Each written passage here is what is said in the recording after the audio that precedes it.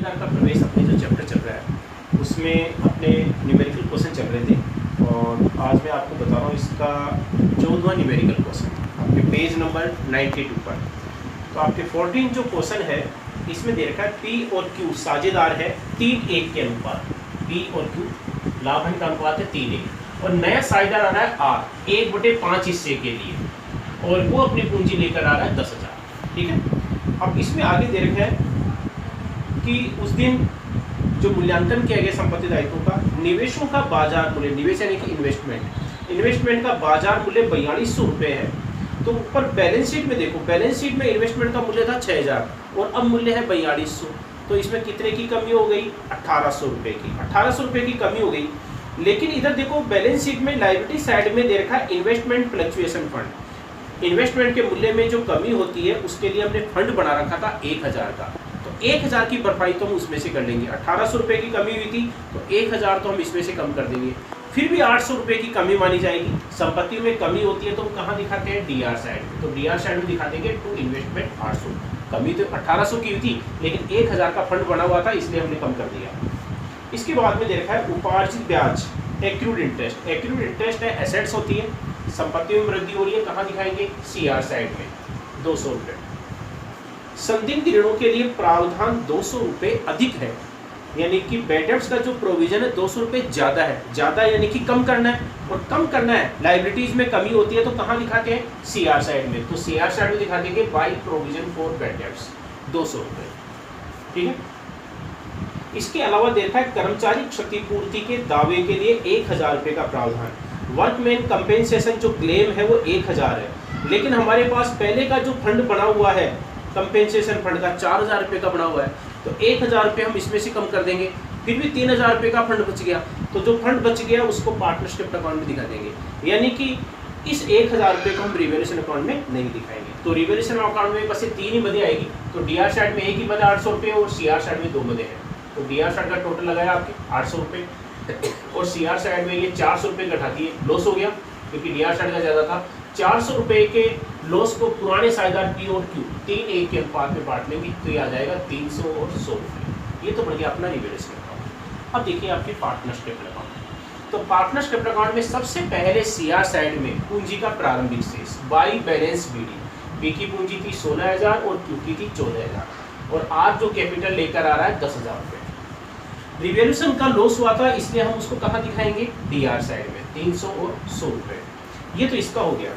अब इसके बाद में देखो ये वर्कमैन कंपेंसेशन फंड था हमारे पास पुरानी बैलेंस शीट में 4000 का। तो 4000 रुपये का जो कंपेंसेशन फंड था उसमें 1000 रुपये की तो लायबिलिटी है। तो 3000 रुपये का जो फंड बच गया है इस 3000 रुपये के फंड को पुराने साझेदार बांट लेंगे। किस साइड में? सीआर साइड में। किस अनुपात में? पुराने अनुपात में। 3000 रुपये का फंड था और इसको किस अनुपात में बांटेंगे? 3:1 के अनुपात में। तो 3/4। तो ये हो गया आपके 2250। तो 2250 रुपये तो ये बी का हिस्सा आ जाएगा और 750 रुपये क्यू का आ जाएगा। ठीक है, ये वर्कमैन कंपेंसेशन फंड आ गया। इसके बाद में देखो जनरल रिजर्व दे रखा है इसमें 2000 रुपये का। जनरल रिजर्व लाभों का शेष है, इसको भी हम कहाँ दिखाएंगे? सीआर साइड में। तो जनरल रिजर्व जो 2000 है इसको भी 3:1 के अनुपात में। तो पहले पी का निकाल लो 3/4। तो ये आ गया आपके 1500 रुपये। एक का 1500 आ गया तो दूसरे का कितना आ जाएगा? 500 रुपये। ये आ गया आपके जनरल रिजर्व। ठीक है, तो जनरल रिजर्व हमने दिखा दिया है। अब इसके बाद में देखो आपके इसमें बैलेंस शीट के एसेट्स पक्ष में दे रखी है गुडविल। बैलेंस शीट के एसेट्स पक्ष में जो गुडविल होती है इसका मतलब ख्याति खाता खुला हुआ है और ख्याति खाता खुला हुआ है तो इसको बंद करेंगे पुराने साझेदार पुराने अनुपात में डीआर साइड में। पुरानी ख्याति को बंद करते हैं हमेशा डीआर साइड में दिखाते हैं। तो 4000 था, 4000 को 3:1 के अनुपात में। तो इसका हिस्सा है वो तो कितना आ जाएगा? 3000 और इसका कितना आ जाएगा? 1000।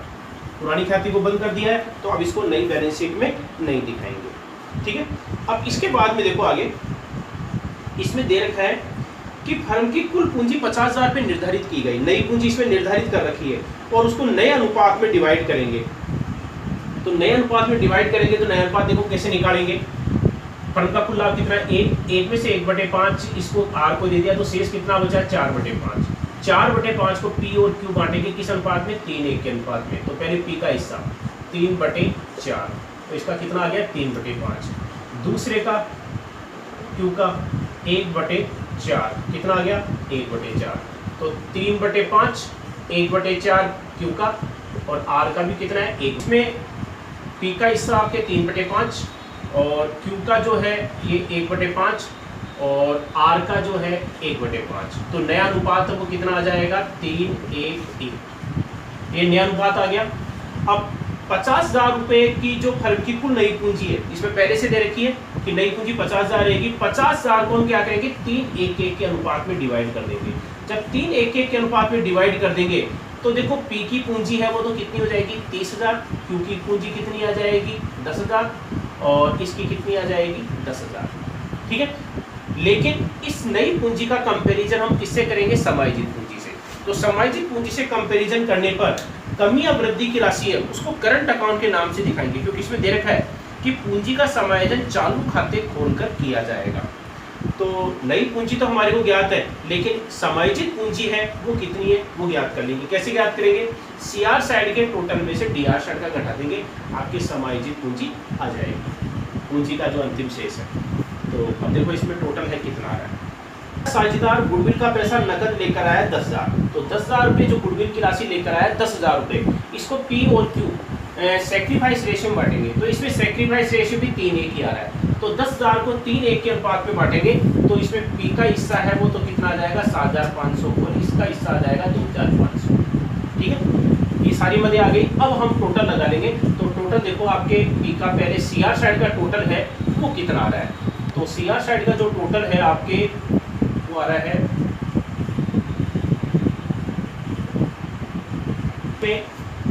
ए का सीआर साइड का टोटल है वो आ रहा है आपके 27,250 और डीआर साइड में ये दो मदे हैं, इनका टोटल लगा है 3300 रुपये। 3300 रुपये घटा दिया तो कितना आ गया? 23,950। यानी कि इसकी समायोजित पूंजी है वो है 23,950।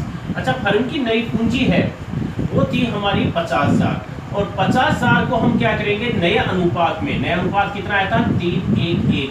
तो नए अनुपात में डिवाइड करेंगे तो इसमें पी की जो पूंजी है वो कितनी आ रही है? 30,000। पी की पूंजी आ रही है 30,000 और समायोजित पूंजी है 23,950। यानी कि इसकी पूंजी कम पड़ रही है। अब कितनी कम पड़ रही है वो देखो, इसमें कम पड़ रही है तो लेकर आता है, लेकिन इसको कैश में लाने की जरूरत नहीं है, करंट अकाउंट के नाम से दिखा देंगे। तो 23,950 रुपये इसमें से हम लेस कर देंगे, ये आ गया 6,050 रुपये। तो बैलेंस शीट में तो 30,000 आ गए, 6,050 है उसको हम किस नाम से दिखा देंगे? करंट अकाउंट के नाम से। तो इसका तो ये करंट अकाउंट का ये बैलेंस आ गया 6,050 रुपये। ये कौन सा बैलेंस कहलाएगा? DR balance. ठीक है, तो अब इसका टोटल है वो लगा देंगे आपके 33,300 रुपये। ठीक है, और इसका टोटल भी आपके आ जाएगा 300 रुपये। ठीक है, ये तो आ गया इसका पी का। अब क्यू का देखो, क्यू का सीआर साइड का जो टोटल है वो आ रहा है 17,750 और डीआर साइड में दो मदे 1,100 रुपये लेस कर दिए, कितने आ गया? 16,650। और नई पूंजी है वो हमने इसकी कितनी निश्चित की है? 10,000 रुपये। तो इसकी क्या है? 6,650 रुपये इसकी ज़्यादा है। तो ये क्या करेगा? फर्म से निकाले, कैश में नहीं निकालेगा बल्कि इसको करंट अकाउंट के नाम से दिखा देगा, करंट अकाउंट के नाम से 6,650 रुपये। ठीक है, इस प्रकार से ये राशि आ जाएगी। तो इसका टोटल है वो हम दिखा देंगे इसमें 17,750 और इसका टोटल भी आपके 17,750 रुपये। आज की जो पूंजी है वो 10,000 थी, 10,000 रुपये कैश लेकर आया तो आपकी पूंजी टोटल आ जाएगा 10,000 रुपये इसका, और ये आ गया आपके 10,000 रुपये। ठीक है, तो हमने नई पूंजी ज्ञात कर ली। हाँ, बैलेंस शीट में इसकी 10,000, 30,000, 10,000 और 10,000।